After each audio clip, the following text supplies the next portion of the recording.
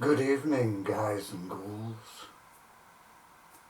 Welcome to number 21 of the Paranormal Investigation Stories. This investigation took place at a pub called the Queen's Hotel in Heckmondwike in West Yorkshire. And the people present were myself, Pinhead,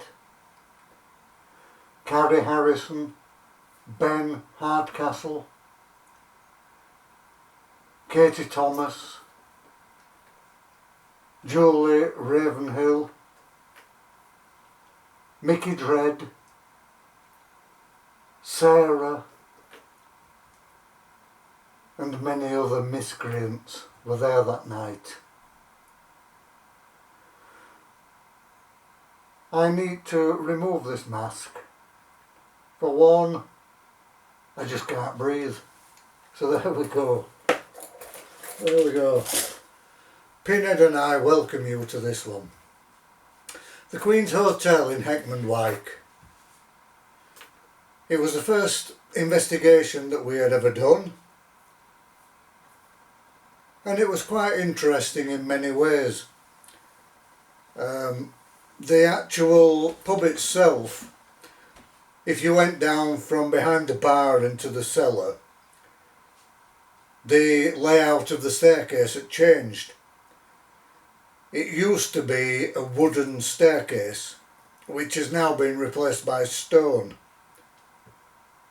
And it was during the time while it was a wooden staircase that the landlord of the pub actually fell down those wooden stairs and broke his neck. Many people who have worked in the pub have stated just how frightening it was to be within that cellar. That feeling of unease, that feeling of being watched, in particular when you were walking back up towards the bar area. The pub was quite large, but split out into different areas. And I can remember being sat in one room. There was myself, Carrie Ben, Katie Thomas and Micky Dredd. We were sat by this particular table. Micky was enjoying his beer, and he was also quite enjoying smoky bacon crisps. And at this point there was like a stage, I seem to remember, with curtains, and I became quite aware of a spirit figure who was hovering. His feet weren't touching the ground, but he was hovering around that particular stage area. To this day I've still no idea who he was. Speaking to the landlord, who was a friend of Ben Hardcastle, he told us that there had been a lot of activity of a ghostly nature within the gents' toilets. And he asked me if I would walk down the passage into the toilets to see if I could pick anything up. And while there was a kind of heavy atmosphere. The nearer to the gents' toilets that you got, the more aware of an oppressive feeling, an oppressive spirit, quite disorientating at times, and also seemed to create headache. The feeling of this energy was so strong. I spent about 20-30 minutes in there trying to contact whoever, and unfortunately drew a blank. I didn't actually pick up on any spirit person. The only thing that, as I say, I was aware of was this heavy atmosphere within the pub.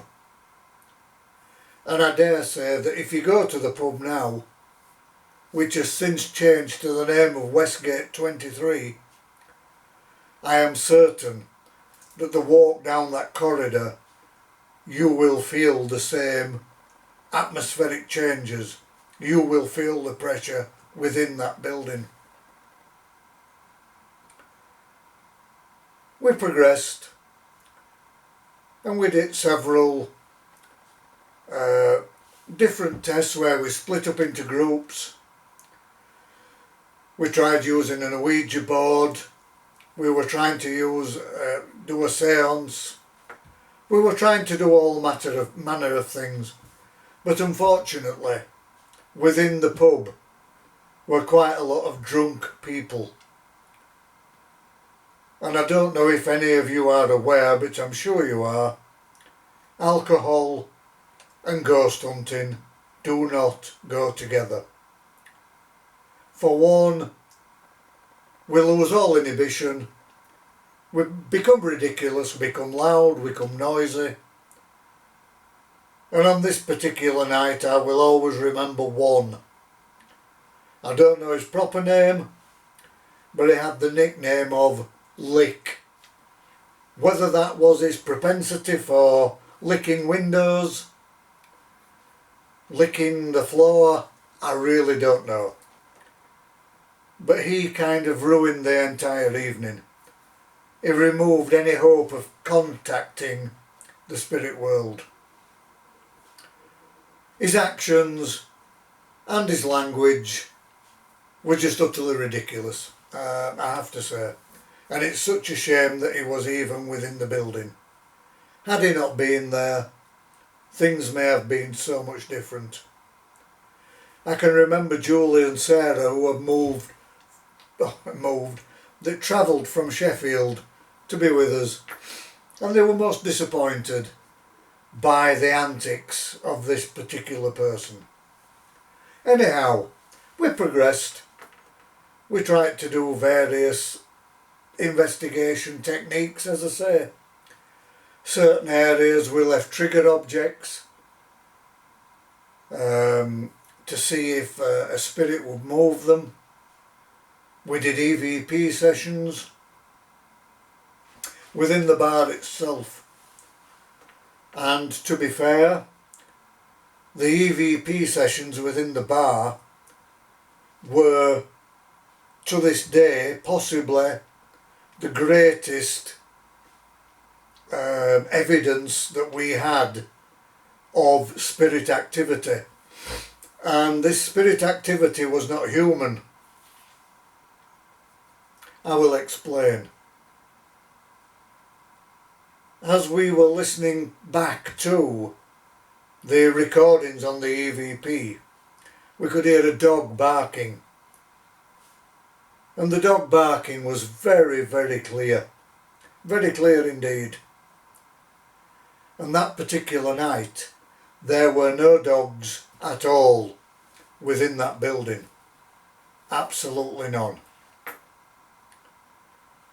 And on reviewing the footage and on talking to the landlord, we found out that an old gentleman who had since passed into the spirit world used to go to the pub every dinner time, and he would order a pint for himself and a bottle of brown ale for the dog, and the dog always sat underneath the bar stool that the gentleman sat on.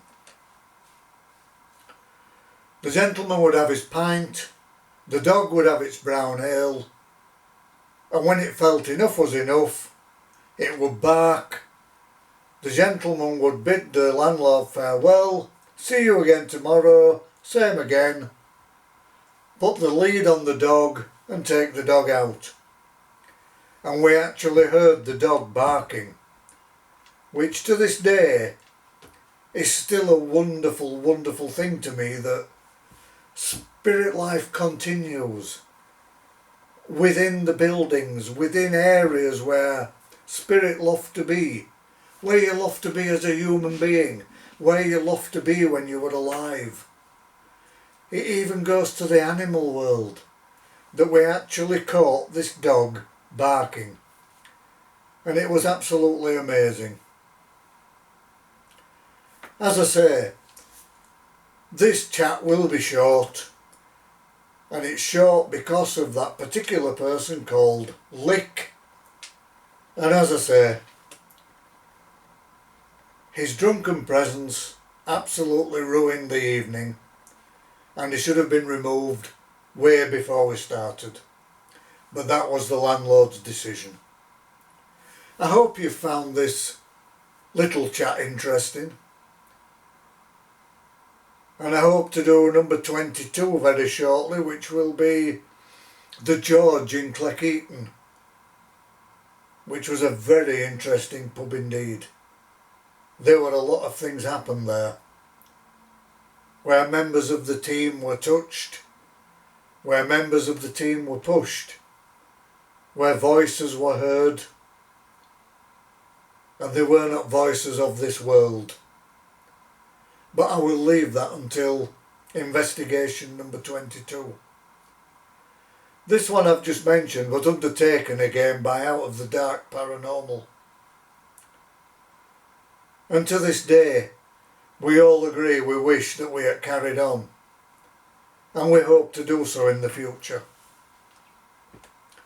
If you've enjoyed this video, please feel free to subscribe to the channel on YouTube, hit the bell to get any further notifications of what's coming up.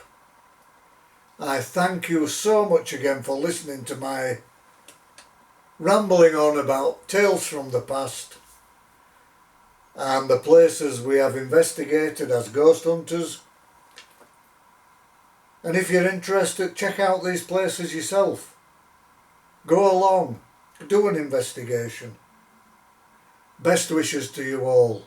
Stay safe and stay well. Namaste.